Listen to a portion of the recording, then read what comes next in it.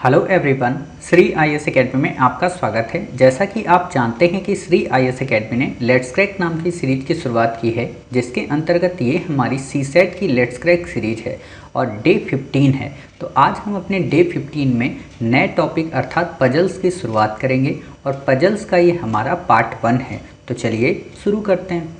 जैसा कि आप देख रहे हैं, ये हमारा सीसेट लेट्स क्रैक सीरीज का डे 15 है, जिसका टॉपिक है हमारा पजल्स अर्थात पजल्स का ये हमारा पार्ट 1 है।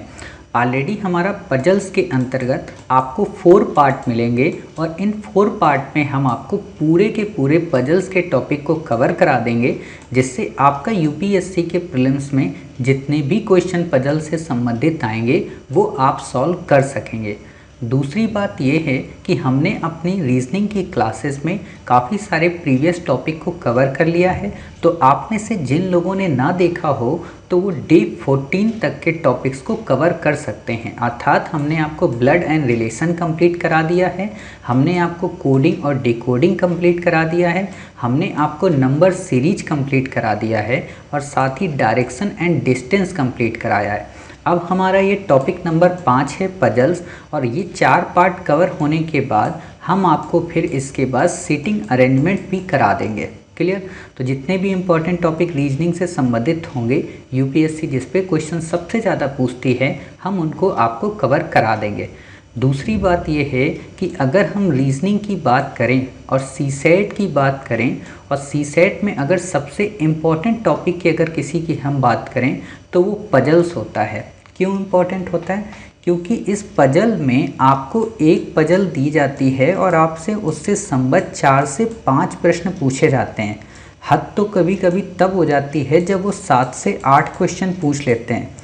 और मज़े की बात यह है कि जिस पर्सन को पजल सॉल्व करना आ गया, तो आप यकीन के मानिए कि उसको फ्री के 7 से 8 क्वेश्चन सॉल्व हो जाते हैं। कुछ नहीं देखना होता, बस आंसर चेक करो, आपका आंसर आ जाएगा।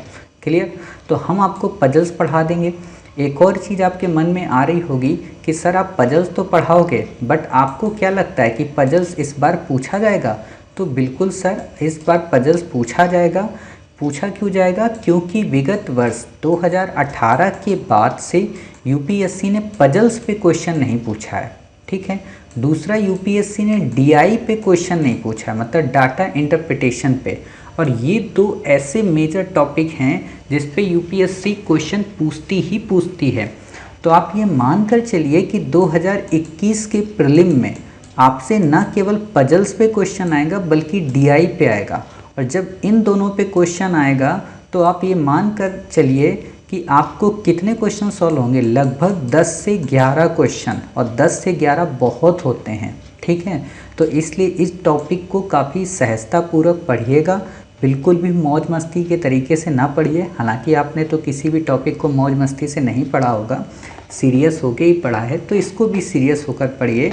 और इसको इसलिए भी पढ़िए क्योंकि हमने यहाँ पे कोशिश की है पजल्स को आपको कवर कराने के लिए, हर एक टाइप के क्वेश्चन के लिए बैक ईयर के क्वेश्चंस को अप्लाई किया है। अर्थात यूपीएससी ने काफ़ी ज़्यादा बैक ईयर पे क्वेश्चन पूछे हैं। तो हमारे ये जो चारों पार्ट होंगे, इनमें आपको लगभग 20 से 25 क्वेश्चन केवल बैक ईयर के ही होंगे।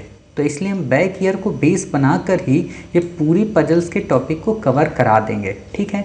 ना तो आपको बाहर से कोई नया क्वेश्चन पढ़ना है, ना ही समझना है, बस इसे ही देखना है, इसकी ट्रिक्स और टैक्टिक्स को देखकर क्वेश्चन सॉल्व करने हैं। ठीक है। हम अपने टॉपिक की शुरुआत करें इससे पहले जो बच्चे पहली बार हमारे टेलीग्राम चैनल और यूट्यूब चैनल से जुड़े हैं, उनको पता होना चाहिए कि हमने आपकी तैयारी को हर हाल में कंप्लीट कराने के लिए लेट्स क्रैक नाम की प्रीलिम की सीरीज की शुरुआत की है, जिसमें प्रीलिम्स लेट्स क्रैक सीरीज के अंतर्गत 2000 जीएस के इंपॉर्टेंट टॉपिक को कवर कराते हैं और उससे ज़्यादा भी टॉपिक को हम आपको बताते हैं। Current affairs let's crack series में हम आपको प्रतिदिन 1 माह के करंट अफेयर्स को अपने 3 पार्ट में डिस्कस करते हैं। ऑलरेडी हमारा मई से लेकर दिसंबर तक का करंट अफेयर्स आ चुका है, आप वो हमारी यूट्यूब की प्लेलिस्ट में जाकर देख सकते हैं। साथ ही टेलीग्राम से उनकी पीडीएफ को अवेल कर सकते हैं। प्रीलिम्स बैक ईयर में हम आपको ट्रिक्स और टैक्टिक्स के माध्यम से कैसे विगत वर्षों के प्रश्नों को सॉल्व करना चाहिए, ये सारे फार्मूले बताते हैं।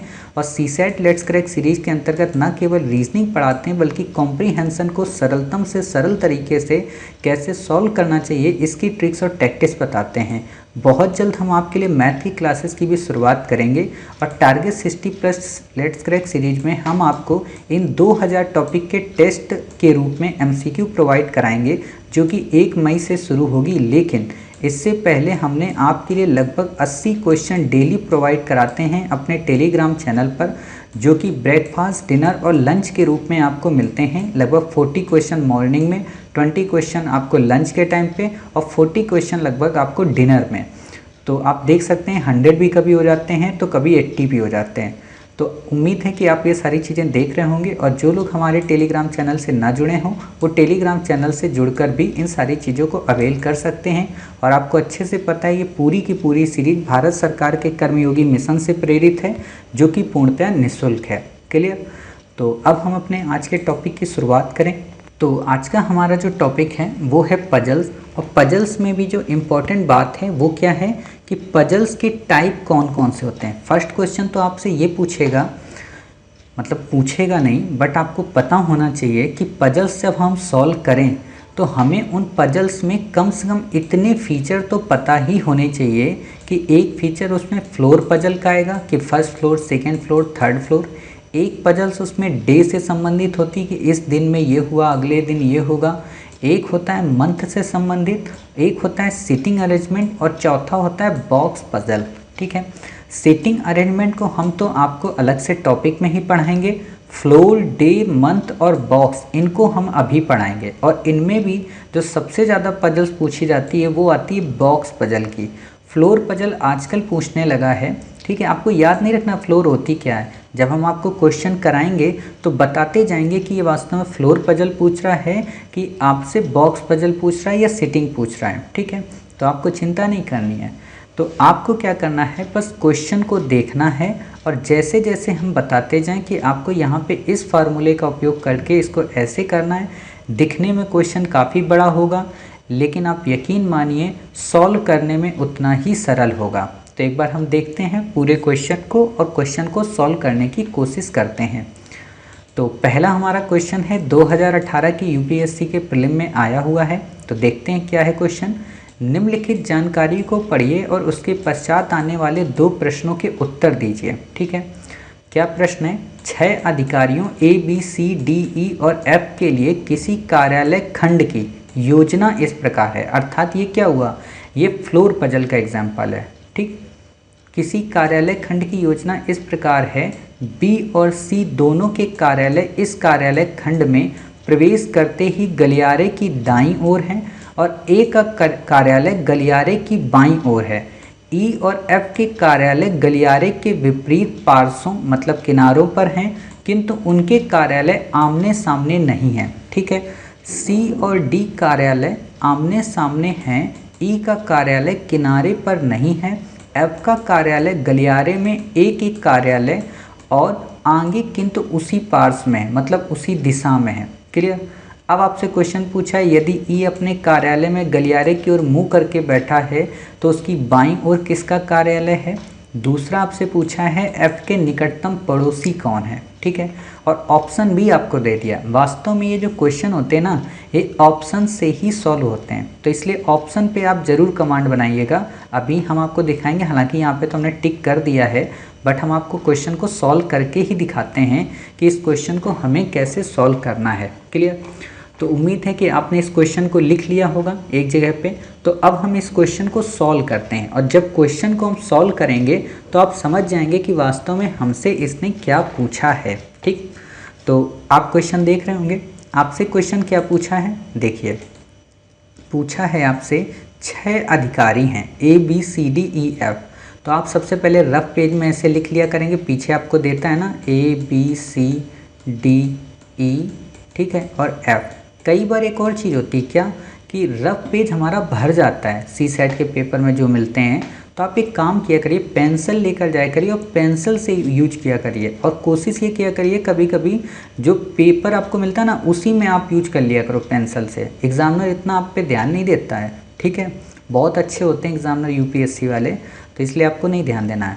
आपसे क्वेश्चन क्या पूछा है फिर आगे, किसी कार्यालय खंड की योजना, मतलब कार्यालय जो होगा वो मंजिलों में होगा, ठीक है, ऐसे मंजिला होंगे कार्यालय के, क्लियर। कार्यालय खंड की योजना इस प्रकार है कि बी और सी दोनों के कार्यालय, ठीक है, यानी कि यहाँ पे टोटल 2 कार्यालय हैं, एक ये कार्यालय होगा, एक ये कार्यालय होगा। बी और सी दोनों के कार्यालय इस कार्यालय खंड में प्रवेश करते ही गलियारे की दाईं ओर है। मतलब आप सिंपल सा समझो कि अगर ये 2 बिल्डिंगें हैं, ऐसे समझो ये 2 बिल्डिंगें हैं, ठीक, एक ये बिल्डिंग और एक ये बिल्डिंग, क्लियर, आपको इतनी बातें पता चल रही।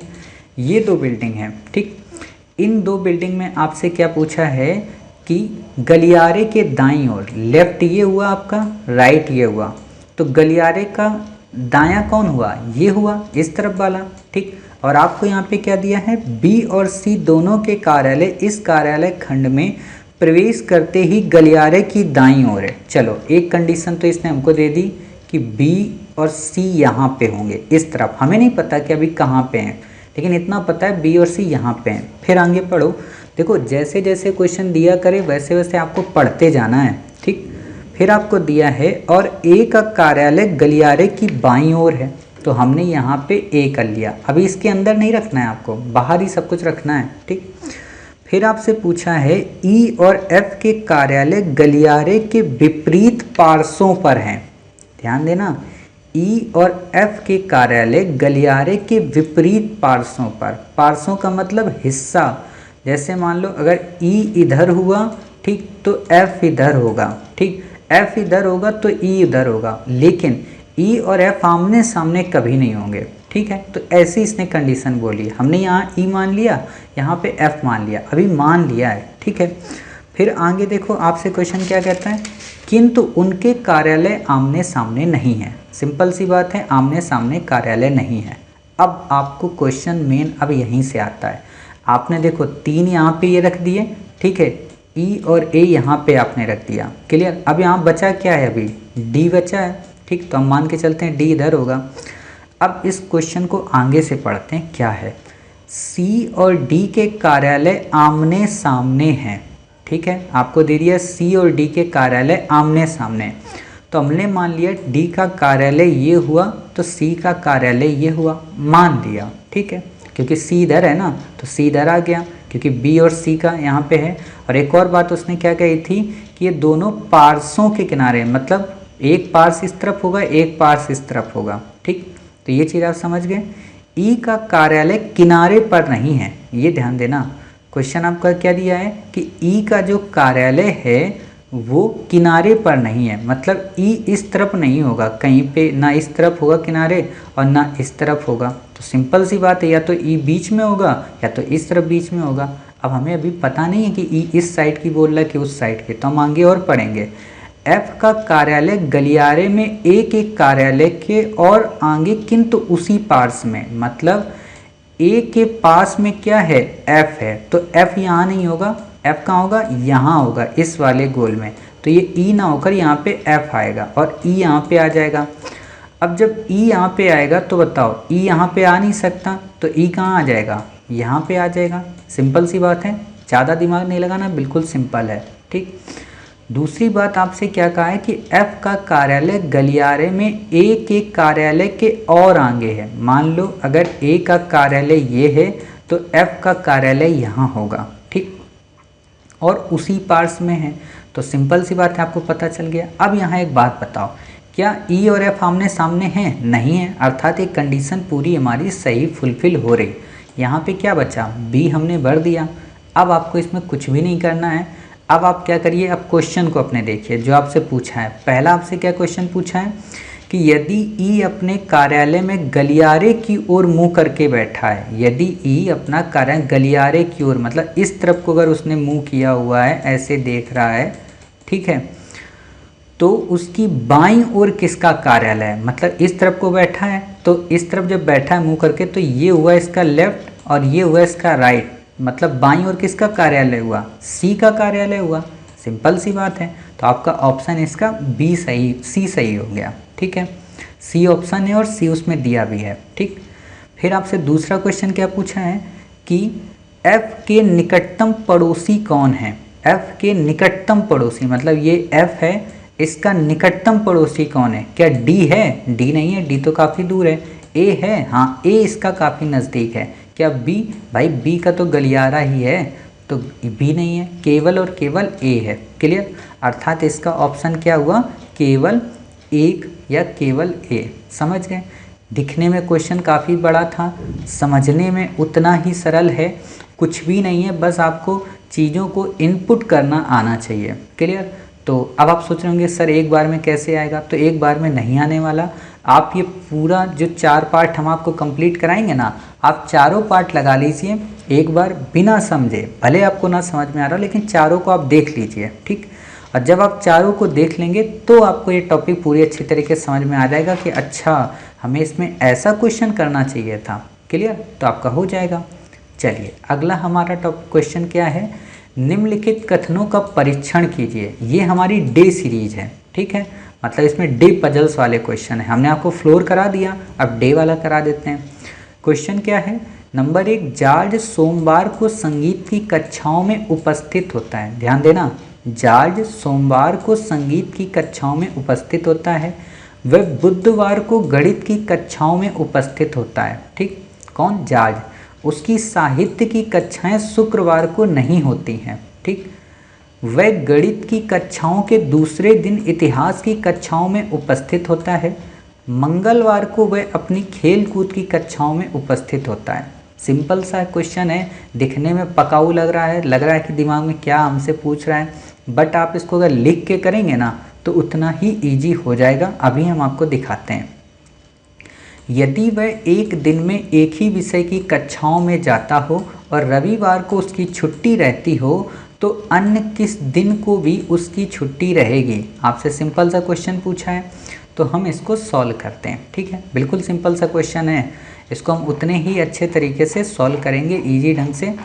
तो देख लेते हैं इसको कैसे हमें सॉल्व करना है। तो ये हमारा ब्लैंक पेज है, तो इसमें हम इसको सॉल्व करते हैं। तो उम्मीद है कि आपके पास क्वेश्चन ये होगा हमारा वाला। ठीक है, तो हम क्या करेंगे, इसमें कुछ भी नहीं करना है, डे पजल्स है, आपको अच्छे से पता है। टोटल हमारे पास दिन कितने होते हैं? 7 दिन होते हैं। ठीक है, लेकिन यहाँ पे दिन हमें नहीं दिया है उस हिसाब से, तो हम क्या करते हैं अपनी 7 डेज़ की पजल्स बनाते हैं पूरी की पूरी। ठीक, तो हमने यहाँ पे एक इंडेक्स बनाया ऐसे करके, ध्यान देना, ऐसे करके आपको इंडेक्स बनानी है।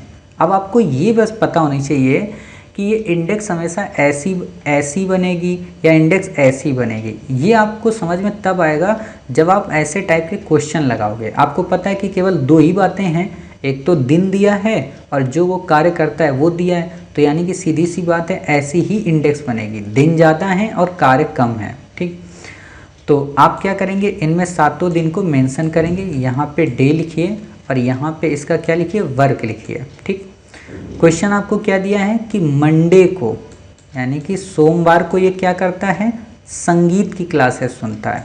क्लियर? तो यहाँ पे आपने देख लिया संगीत की क्लासेस में उपस्थित होता है। फिर यहाँ पे आप ऐसे लिख दो ट्यूसडे, यहाँ पे आप लिख दो वेडनेसडे, यहाँ पे आप लिख दो थर्सडे। ठीक है, यहाँ पे आप लिख दो फ्राइडे। ठीक है, यहाँ पे आप लिख दो सैटरडे और यहाँ पे लिख दो संडे। क्लियर? अब आपको इतने में ही सब कुछ मेंशन करना है, कुछ नहीं करना है, जो जो बातें दी गई हैं उनको बस आप इसमें इनपुट करते जाइए, आपका आंसर इसी इंडेक्स से आ जाएगा। कैसे आएगा अभी आप देखिएगा। तो आपसे क्या पूछा, जॉर्ज सोमवार को संगीत की कक्षाओं में उपस्थित होता है, तो इसको हमने कर दिया सॉन्ग। क्लियर? दूसरा क्या है कि बुधवार को गणित की कक्षाओं में, वेडनेसडे में क्या होता है, मैथ में। क्लियर? ठीक है, उसकी साहित्य की कक्षाएं शुक्रवार को नहीं होती, ये फ्राइडे है तो यहाँ पे साहित्य नहीं होगा, यानी कि साहित्य शुक्रवार को नहीं होगा। चलो हमें ये तो पता है, यानी कि साहित्य क्या हो सकता है कि इन 2 की क्लासेस में हो सकता है, क्योंकि ये 2 अभी ये ब्लैंक है और नीचे की ये 2 ब्लैंक है। ध्यान देना, अभी ये आपको दिमाग लगाना है कि लिटरेचर या तो इन 2 में हो सकता है या तो इस 2 में हो सकता है। समझ गए? क्योंकि यही 2 अभी ब्लैंक है हमारी। फिर आपको इसमें आगे क्वेश्चन क्या दिया है, आगे इसमें दिया है कि वह गणित की कक्षाओं के दूसरे दिन, गणित की कक्षाओं के दूसरे दिन, मतलब ये छोड़ दो, ठीक है, फिर ये छोड़ दो। आपसे क्या पूछा है, गणित की कक्षाओं के दूसरे दिन वो इतिहास की कक्षाओं में उपस्थित होता है। समझना, गणित की कक्षाओं के दूसरे दिन वो इतिहास की कक्षाओं में उपस्थित होता है। मान लो गणित की कक्षा जिस दिन थी उसके अगले दिन वो कहाँ जाता है, हिस्ट्री की क्लासेस में। क्लियर, तो आप यहाँ पे मेंशन कर दो हिस्ट्री। समझना, अब यहाँ हिस्ट्री आपने मेंशन कर दिया तो आप बताइए क्या यहाँ पे लिटरेचर आएगा, नहीं आएगा, तो ये लिटरेचर यहाँ से ख़त्म हो जाएगा। तो अब क्या बचेगा, लिटरेचर केवल कहाँ तक सीमित रह जाएगा, मतलब केवल एक यहाँ पे और यहाँ इन दो में। ठीक है, फ्राइडे में तो लिटरेचर आएगा नहीं, अभी भी आपको रुकना है। मंगलवार को वह अपनी खेल कूद की कक्षाओं में उपस्थित होता है। ये मंगलवार है, यहाँ पर वो क्या करता है, खेल कूद यानी कि गेम्स की क्लासेस में। ठीक है, तो यानी कि अब लिटरेचर यहाँ पे भी नहीं आया, ध्यान दिए आप, देखो अपने आप एलिमिनेट हो गया। अब बताओ लिटरेचर कहाँ आएगा, इन दो में आएगा। ठीक है, फिर एक कंडीशन देखना कि यदि वह एक दिन में एक ही विषय की कक्षाओं में जाता हो और रविवार को उसकी छुट्टी हो, मतलब रविवार को छुट्टी है, तो अब बताओ लिटरेचर कहाँ आएगा, लिटरेचर आएगा आपका सैटरडे में। ठीक है, तो आपने यहाँ पे लिटरेचर को मेंशन कर दिया। ठीक, छुट्टी रहती तो अन्य किस दिन को उसकी छुट्टी रहेगी, सिंपल सी बात है, जब संडे को यहाँ पे छुट्टी है तो आपका और दिन कौन सा बच रहा है, बताइए, फ्राइडे आपका बच रहा है। ठीक है, हो गया आपका आंसर, इससे ज़्यादा आपको कुछ पढ़ना ही नहीं। देखो कितना इजी है, हम आपको बता रहे तो टाइम लग रहा, बट आप एग्ज़ाम में जब करेंगे, खुद से जब करेंगे तो काफ़ी इजी तरीके से हो जाएगा। कि ऐसे मंडे बना दिया, ट्यूसडे, ये बस बनाना आ जाए ना आपको, और ये बनाना आ जाएगा। आप देख ही लिए कितना ईजी है कि जब 2 टाइम्स दे तो आपकी इंडेक्स ऐसी बनेगी। ठीक है, जब काफ़ी सारी कंडीशंस दे तो आपकी इंडेक्स ऐसी बनेगी। अभी हम इसको भी करेंगे। ठीक है, तो आपको टेंशन नहीं लेना है। तो आप समझ गए इस क्वेश्चन का आंसर हमें कैसे करना है। चलिए अब हम अपना अगला क्वेश्चन देखते हैं। मतलब हमने डे वाला कर लिया, फ्लोर वाला कर लिया, अब अगला क्वेश्चन है हमारा, निम्नलिखित कथनों को पढ़िए और उसके बाद आने वाले 4 प्रश्नों के उत्तर दीजिए। काफ़ी अच्छा प्रश्न है, इसको भी देखते हैं कैसे करना है। क्वेश्चन है, 5 नगर P, Q, R, S और T परिवहन की निम्नलिखित विभिन्न प्रणालियों से जुड़े हुए हैं। नंबर 1, P और Q नौका और रेल के द्वारा जुड़े हैं। S और R बस और नौका के द्वारा। Q और T केवल विमान के द्वारा। P और R केवल नौका के द्वारा। और फिर आपको दिया है T और R रेल और बस द्वारा जुड़े हैं। क्लियर, तो सबसे पहले हम क्या करते हैं कि ये जितनी बातें इन्होंने दी हैं इसको डायग्राम के माध्यम से बना लेते हैं। क्लियर, तब हमें ये टॉपिक और अच्छे से समझ में आएगा। तो सबसे पहले हम इनको बनाते हैं। तो बनाने में क्या करना है, हमें इनका डायग्राम बनाते हैं। P, Q, R, S, T 5 नगर आपको दिए हैं, P, Q, R, S और T। क्लियर, इतनी बातें समझ में आई। अब आप क्वेश्चन को देखिए, क्वेश्चन क्या कह रहा है कि P और Q नौका और रेल के द्वारा जुड़े हैं। मतलब ये P है, P से ये जो Q है ये नौका यानी कि N और रेल के द्वारा जुड़े हैं। इतनी बातें क्लियर हुई। दूसरा S और R बस और नौका के द्वारा जुड़े हैं। ठीक है, यहाँ पे हमने क्या किया, यहीं पे कहीं दूर हमने बना लिया S और R, ये किससे जुड़े हैं, बस और नौका के द्वारा। क्लियर, इतनी बातें आपको क्लियर हो गई। फिर आपको दिया है यहाँ पे Q और T केवल विमान के द्वारा। Q और T ये हैं हमारे विमान के द्वारा। क्लियर, V हमने बना दिया। P और R केवल नौका के द्वारा। P से ये जो R है ये केवल नौका के द्वारा जुड़ा है। ठीक है, अब एक और आपको इसमें दिया होगा, क्या दिया है, T और R रेल और बस के द्वारा जुड़े हैं। ठीक है, ये हमारा रेल और बस के द्वारा जुड़ा है, यानी कि S से नहीं जुड़ा है। ठीक है, इतनी बातें आपको पता चल गई, आपने ऐसा डायग्राम बना लिया। क्लियर, अब आप क्वेश्चन देखिए। तो आपको पहला क्वेश्चन क्या मिलेगा, क्वेश्चन आपको कह रहा है, आप देख रहे होंगे क्वेश्चन को, क्वेश्चन आपसे कह रहा है कि किसी व्यक्ति को Q से चलकर R तक बिना परिवहन प्रणाली बदले हुए पहुंचने के लिए कौन सी प्रणाली सहायक होगी। मतलब कि कोई भी पर्सन Q से चले और उसको R तक जाना है बिना किसी परिवहन प्रणाली को बदले हुए। तो आप बताइए, यहाँ पे विमान है, ठीक है, क्या यहाँ पे विमान है, नहीं, तो मतलब क्यू टी के रास्ते नहीं जा सकता, ठीक है। दूसरा, क्यू जाएगा पी के रास्ते से, तो आपको क्या दिया, बिना परिवहन प्रणाली बदले। अगर यहाँ से नाव से जाए तो आर तक आगे भी नाव का ही इस्तेमाल करें, अगर यहाँ से रेलवे से जाए तो आगे रेल का इस्तेमाल करें। तो बताइए, क्या क्यू से पी तक रेलवे है? तो हाँ है, लेकिन क्या पी से आर तक रेलवे है? तो नहीं है, अर्थात वो रेलवे का तो यूज नहीं करेगा। दूसरा है इसमें क्या, क्यू पी से जाएगा तो नौका से जाएगा, ठीक है, और पी से आर तक जाएगा तो भी नौका से, अर्थात नौका एक ऐसा परिवहन है जो दोनों जगह से इसे कनेक्ट करता है। क्लियर? तो पहला ऑप्शन आप इसमें टिक कर देंगे, नौका। इतना ही पूछा है, बाकी कुछ नहीं पूछा। दूसरा क्वेश्चन देखते हैं क्या कह रहा। दूसरा क्वेश्चन कह रहा है, यदि कोई व्यक्ति पी से शुरू कर हर स्थान पर जाता है और पी पर वापस आता है तो निम्नलिखित में से किस स्थान पर वह 2 बार जाएगा?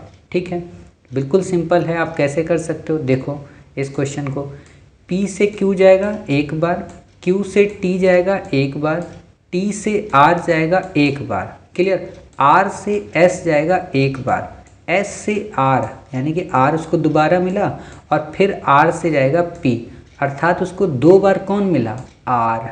क्लियर? आपसे यही क्वेश्चन पूछा है, तो ऑप्शन में आप इसे लगा देंगे कि आर से वो 2 बार होके जाएगा। कहीं से भी आप निकालो, आप ऐसे निकाल लो, पी से आर गया, आर से यस गया, एस से फिर आर गया, आर से फिर गया टी पे, तो बराबर 2 बार जा रहा ना। जबकि टी से क्यू जाएगा, क्यू से फिर पी जाएगा, मतलब ना तो क्यू में 2 बार आ रहा, ना टी में 2 बार आ रहा, आर में 2 बार आ रहा। ठीक है, बाकी आपको इसमें कुछ नहीं याद रखना है। फिर देखिए क्या है, निम्नलिखित में से कौन सा एक नगर युग्म किसी अन्य नगर में जाए बिना किसी भी मार्ग से सीधे जुड़ा है?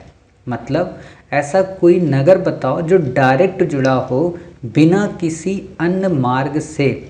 ध्यान देना, मतलब किसी अन्य नगर से ना जाना पड़े, डायरेक्ट हम उसी नगर से पहुंच जाएं। तो क्या आपको ऐसा कोई नगर युग्म है? नगर युग्म का मतलब जोड़ा। अब यहाँ पे आप ऑप्शन देखा करो, ये क्वेश्चन ऑप्शन से सही होगा। ऑप्शन क्या दिया है, पी और टी। पी और टी जाने का कोई सीधा मार्ग है क्या? नहीं, क्यू है बीच में, तो ऑप्शन तो गलत हो गया। दूसरा, टी और एस, टी से एस तक जाने में आपको आर के पास होकर जाना पड़ेगा, क्योंकि टी और एस के मध्य कोई संचार नहीं है। ठीक है, तो ये भी गलत हो गया। तीसरा, क्यू और आर, आर ये है, क्यू ये है, या तो आप टी से जाओगे या तो पी से जाओगे, मतलब डायरेक्ट कोई नहीं है। ठीक है, तो ये ऑप्शन भी गलत हो गया। अब जब तीनों गलत हो गए तो सिंपल सी बात है, डी ऑप्शन इसका सही होगा। ठीक है, तो इसमें ज़्यादा सोचने की बात नहीं है। अब जो हमारा अगला क्वेश्चन है काफ़ी इम्पॉर्टेंट है, इसी का है, मतलब 4 क्वेश्चन है ना इसमें, तो इसी का क्वेश्चन है, वो काफ़ी इम्पॉर्टेंट है। क्यों? क्योंकि उसमें काफ़ी ज़्यादा कैलकुलेशन है। तो हम इस डायग्राम को फिर से बनाते हैं क्योंकि वो कैलकुलेशन हमारी सॉल्व हो सके। आपको सिंपल सा ऐसे दिया ना, P से Q दिया है, Q से T दिया है, क्लियर, फिर आपका यहाँ पे S दिया है और यहाँ पे ये आपका R दिया है। P से R तक जुड़ा है, ठीक है, T से R जुड़ा है, समझना, और ये जुड़े हुए हैं। आपको अच्छे से पता है कि P और Q किससे जुड़ा है, नौका से और रेल से। R और ये T किससे जुड़ा है, विमान से। S और R किससे जुड़ा है बताइए, बस से और नौका से। और P और R किससे जुड़ा है, नौका से। T और S नहीं जुड़ा है, ये आपको अच्छे से पता है। आपसे क्वेश्चन पूछा है, नीचे दिए गए नगर युग्मों में से किन 2 नगरों के बीच अधिकतम यात्रा विकल्प उपलब्ध हैं? मतलब कि किन 2 नगरों के बीच हम अधिकतम यात्रा के विकल्पों को अपना सकते हैं। तो इसको भी आपको ऑप्शन से ही करना है। कैसे करना है, आपको पहला ऑप्शन दिया है Q और S, मतलब Q से S तक जाने में आपको कितने अधिकतम मार्ग उपलब्ध हैं या कितने परिवहन के साधन उपलब्ध हैं। तो सिंपल सी बात आप देख कर बताइए। पहला बताइए क्या, कि आप जाएंगे Q से T की ओर, ठीक है, तो 1 है आपके पास, ठीक। T से फिर है R तक जाने में आपको कितने विमान, 1 है, ठीक, यहाँ पे +1 करिए, ठीक। फिर आपको क्या है, R से S तक जाने में क्या है, 2 है, यहाँ पे 2 रास्ते हैं आपके पास, फिर अब यहाँ पे उल्टा करिए कि Q से P जाएंगे तो आपको यहाँ पे 2 मार्ग मिलेंगे, फिर P से आप R जाएंगे आपको 1 मार्ग मिलेगा, और फिर R से S पे जाएंगे आपको 2 मार्ग मिलेंगे। क्लियर? यानी कि सिंपल सी बात है। अगर हम आपसे ये कहें ये प्लस हैं, सॉरी यहाँ पे मैं मल्टीप्लाई कर रहा हूँ, ये प्लस हैं। अगर मैं आपसे ये कहूँ कि ये 1 हो गया, ये 2 हो गया, तो 4 हो गया, 2 6 हो गया, 2 8, मतलब 8 मार्ग आपके पास उपलब्ध हैं Q से S तक जाने में। कैसे? नहीं समझ में आया? एक ये हो गया, ठीक है, दूसरा ये हो गया, और दूसरा ये हो गया। क्लियर? 2 2 4 ये हो गए, ठीक है, 2 2 4 वो हो गए। फिर आप इधर से देखो, 2 ये हो गए, 3 ये हो गए, ठीक, और 3 2 5 ये हो गए, ठीक, 3 2 5 हो गए। लेकिन 5 में ये तो नहीं काउंट होगा ना, क्योंकि ये तो एक ही चीज़ है, नौका बार बार आ रही। तो 4 ये हो गए, 4 वो 4 ये, 8 मार्ग हो गए। यानी कि 8 परिवहन प्रणालियाँ हमें बदलनी पड़ेंगी, ठीक। अब देखिए दूसरा ऑप्शन क्या है आपका, P और R। P और R वाला भी आप कर सकते हो कि P से R तक 2 ये हो गए आपके, P से Q तक, ठीक। एक आपका विमान वाला हो गया, एक ऊपर ये वाला हो गया, ठीक। 2 2 4 ये हो गए, और बाकी ये केवल 1 मार्ग ये बचा, ठीक। यानी कि इसमें आपके कितने 5, तो ये तो कम है, 8 ज़्यादा है, तो मतलब आपका B गलत हो गया अभी, ठीक। C चेक करिए, P और T से, P और T में कितने मार्ग हैं, 2 ये हैं, 1 ये हैं, 3 ही तो मार्ग हैं, तो ये भी गलत हो गया आपका। Q और R, Q से R के मध्य, अब यहाँ देख लो, सिंपल सी बात है, जब यस तक जाओगे तो ज़्यादा होगा, R तक तो कम ही होगा ना, क्योंकि ये 2 घट जाएंगे, तो अपने आप ऑप्शन आपका एलिमिनेट हो जाएगा। अर्थात आपका ऑप्शन क्या आएगा, केवल 1, यानी कि जिसमें 8 मार्ग आपको मिलते हैं, ठीक है।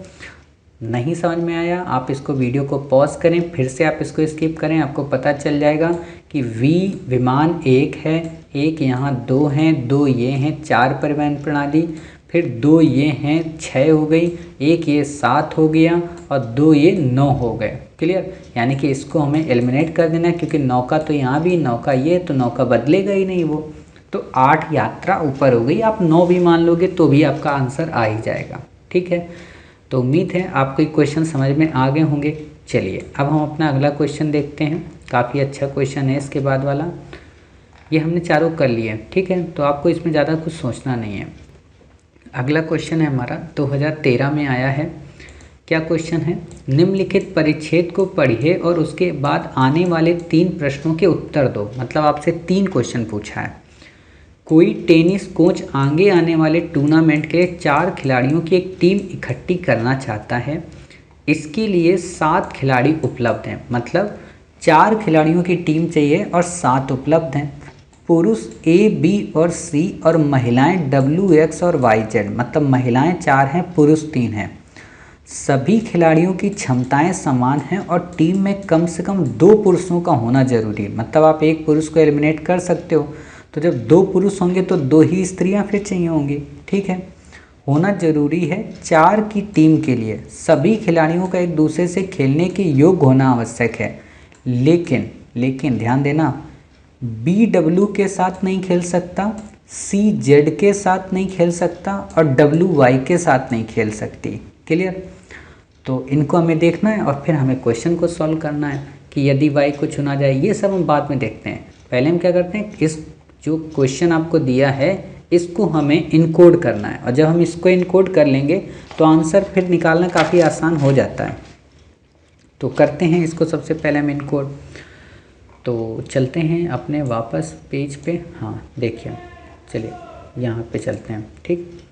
क्या है क्वेश्चन आपसे, कोई टेनिस कोच आगे आने वाले टूर्नामेंट के 4 खिलाड़ियों की टीम इकट्ठा करना चाहता है। मतलब 4 खिलाड़ियों की करना चाहता है, हैं कितने 7, इसमें A, B, C ये मैन है, ठीक। W, X, Y, Z ये वुमेन है, ठीक है। इतनी बातें आपको क्लियर हुई। चलिए फिर आपसे कह रहा है इसमें कि सभी खिलाड़ियों की क्षमताएं समान हैं, ये हमें नहीं पढ़ना। टीम में कम से कम 2 पुरुष हों, या तो AB हो, या तो BC हो, या तो AC हो, इतने पुरुष होने चाहिए, ठीक। 4 की टीम के लिए एक दूसरे के साथ खेलना आवश्यक है, लेकिन यहाँ पे ध्यान देना, क्या कह रहा है कि B जो है वो W के साथ नहीं खेलेगा। ठीक है भाई, B W के साथ नहीं खेलेगा तो किसके साथ खेल सकता है? S के साथ, Y के साथ, ठीक है, और Z के साथ। ये ध्यान देना, C Z के साथ नहीं खेल सकता। क्लियर? तो किसके साथ खेलेगा? X के साथ, Y के साथ और W के साथ। ठीक, W Y के साथ नहीं खेल सकती। क्लियर? अब यहाँ पे ये अजीब टाइप का क्वेश्चन हो गया कि W Y के साथ नहीं खेल सकती, मतलब कि किसके साथ फिर खेल सकती? वो X के साथ खेल सकती हैं और Z के साथ खेल सकती है। क्लियर? तो इतनी बातें आपको कंफर्म हो गई। अब आपको क्या करना है? इसमें कुछ भी नहीं करना है, बस अब क्वेश्चन को आप देखते जाइए, आपका आंसर अपने आप हो जाएगा। क्वेश्चन आपको क्या दिया है? क्वेश्चन आप पढ़िए, यदि y को चुना जाए, क्वेश्चन दिया है कि y को चुना जाए और b ना चुना जाए, y को चुना जाए और b को ना चुना जाए, तो टीम निम्नलिखित समूहों में से किस A से मिलकर बनेगी? सिंपल सी बात है, आप इसको आसानी से कर सकते हैं। ऑप्शन देखिएगा इसको। ऑप्शन में आप देखिए क्या क्या दिया है। ऑप्शन में आपको दिया है ACW, एक का है, ठीक है, और फिर है दूसरा है ACXY, ACXY, ठीक, यानी कि Z इसमें नहीं है। AWYZ, ठीक है, AWYZ। अब WY तो आपस में हो नहीं सकते, तो ऑप्शन डी तो आप पहले ही कट कर दो। समझ गए? WY तो हो नहीं सकते, तो ऑप्शन पहले ही कट गया। सी को आप देखो, सी में क्या दिया है? ACYZ, ACYZ दिया है, जबकि CZ के साथ खेल ही नहीं सकती, तो ये वाला भी कट गया। ठीक है, फिर आपको क्या दिया है? ACW, पहला आपको दिया है ACW, और फिर आगे दिया यदि Y को चुना जाए, मतलब ACWY। ये कहना चाह रहा ACWY, तो WY तो आपस में हो ही नहीं सकते, तो ए ऑप्शन भी आपका नहीं होगा। देखो, इतने ही डायग्राम से अपने आप आंसर निकल आ रहा है, ज़्यादा हमें दिमाग नहीं लगाना है। फिर क्या है? ACXY, ACXY। अब इस ऑप्शन पे ध्यान दो, क्या कि C और X, क्या इसमें कोई है प्रॉब्लम? नहीं प्रॉब्लम है। C और Y, क्या इसमें कोई प्रॉब्लम है? नहीं है। क्या यहाँ Y की किसी के साथ है? Y की W के साथ थी, बट यहाँ W है नहीं, तो देखते ही हमारा आंसर हो गया। ज़्यादा इसमें सोचना ही नहीं है, आपको बस ये तरीका पता हो, लिख लो B + W। अच्छा, ये हो नहीं सकते, C + W एक साथ नहीं हो सकते, W + Y नहीं हो सकते। अब सारे ऑप्शन आप चेक करोगे तो उसमें आपको सभी ऑप्शन एलिमिनेट हो जाएंगे, तो ज़्यादा उसमें सोचना नहीं है। अब देखो दूसरा क्वेश्चन, यदि B चुना जाए और Y ना चुना जाए, यदि B चुना जाए और Y ना चुना जाए, तो टीम निम्नलिखित समूहों में से किस A से मिलकर बनेगी?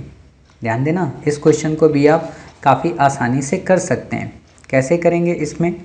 तो देखिए, आपको दिया है Y ना चुना जाए, तो आपको इसमें Y ना चुना जाए, ठीक है, तो ऑप्शन ऑलरेडी इसमें D आपको दे दिया है, AWYZ, तो Y तो होगा नहीं, तो D वाला तो अपने आप एलिमिनेट हो गया। आप लोग क्वेश्चन देख रहे होंगे, उम्मीद है हमें, बिना क्वेश्चन देखे आपको नहीं समझ में आएगा, इसीलिए हम कहते हैं आप क्वेश्चन पहले लिख लिया करिए। ठीक, तो D तो इसका ऑप्शन नहीं हुआ। दूसरा आप देखिए ऑप्शन, इसका B नंबर, B में क्या दिया है? ABCZ। आपको अच्छे से पता है कि CZ के साथ नहीं खेलती, ठीक है, तो ये आपका ऑप्शन कट हो गया। फिर आपका क्या है? ABCX, इसको थोड़ी देर के लिए छोड़ देते हैं। एक ऑप्शन देखो, आपका A ऑप्शन है ABCW, ठीक है, आपको अच्छे से पता है कि B और W एक ही टीम में एक साथ नहीं खेल सकते, ठीक है, तो जब BW नहीं खेल सकते तो A भी कट गया, अपने आप आंसर आ गया C। कुछ भी नहीं पढ़ना है, मतलब कहने का मतलब ये है कि आपको बस ये फिगर पता हो, अपने आप आंसर कर सकते हैं, ठीक है। चलिए अब अगला क्वेश्चन देखते हैं, इसी में क्या है तीसरा क्वेश्चन, वो भी बिल्कुल हमें ऐसा ही करना है। यदि सभी तीन पुरुषों को चुन लिया जाए तो 4 सदस्यों की टीम के लिए कितने संयोजन संभव हैं? बिल्कुल सिंपल सी बात है, कितने संयोजन संभव हैं?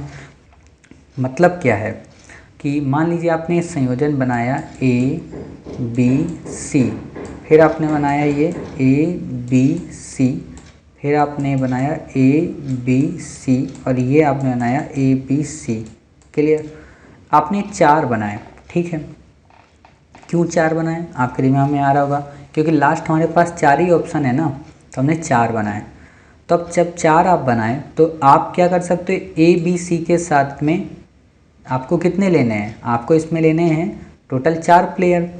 तो डब्ल्यू एक्स वाई जेड हैं, तो पहले हमने ले लिया डब्ल्यू एक्स को एक में, ठीक है। हमने यहाँ पे किसको ले लिया, एक्स को ले लिया, हमने यहाँ पे किसको ले लिया, वाई को ले लिया, और यहाँ पे हमने जेड को ले लिया। क्लियर? हम ये मान के चल रहे हैं। तो आप बताओ, या ए बी सी डब्ल्यू को हमने ले लिया, यहाँ पे एक में डब्ल्यू को ले लिया, एक में एक्स को ले लिया, एक में वाई को ले लिया, एक में जेड को ले लिया, ठीक है। ऐसे सपोज करो, तो आपने इनको ले लिया। अब आप बताइए क्या सी के साथ में डब्ल्यू आएगा? अब ये आपने पढ़ा है ना कि बी डब्ल्यू के साथ नहीं खेल सकता, तो ये गलत हो गया आपका, ठीक। दूसरा आप देखिए सी जेड के साथ नहीं खेल सकता, ये सी जेड के साथ नहीं खेल सकता। तीसरा देखिए, क्या इसमें डब्ल्यू है? नहीं है। क्या सी जेड के साथ नहीं खेल सकता? नहीं है। क्या डब्ल्यू वाई है? तो नहीं है। मतलब ये हमारा एक क्लियर हो गया और एक ये क्लियर हो गया, अर्थात 2 कंडीशन ऐसी हैं जिसके आधार पर एक टीम बनाई जा सकती है, ठीक है। बाकी आपको इसमें कुछ भी याद रखने की ज़रूरत नहीं है, काफ़ी आसानी से क्वेश्चन आपका हो जाएगा, ठीक है। चलिए, डब्ल्यू एक्स वाई जेड आपको बस इसमें मेंशन कर देना है, आपका आंसर इसमें आ जाएगा।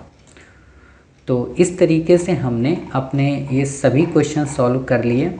ये देखिए, ये सारे क्वेश्चन हो गए, मैंने आपको ये सारे क्वेश्चन कराए हैं, ठीक है। तो उम्मीद है आपको ये क्लास काफ़ी अच्छे से समझ में आई होगी।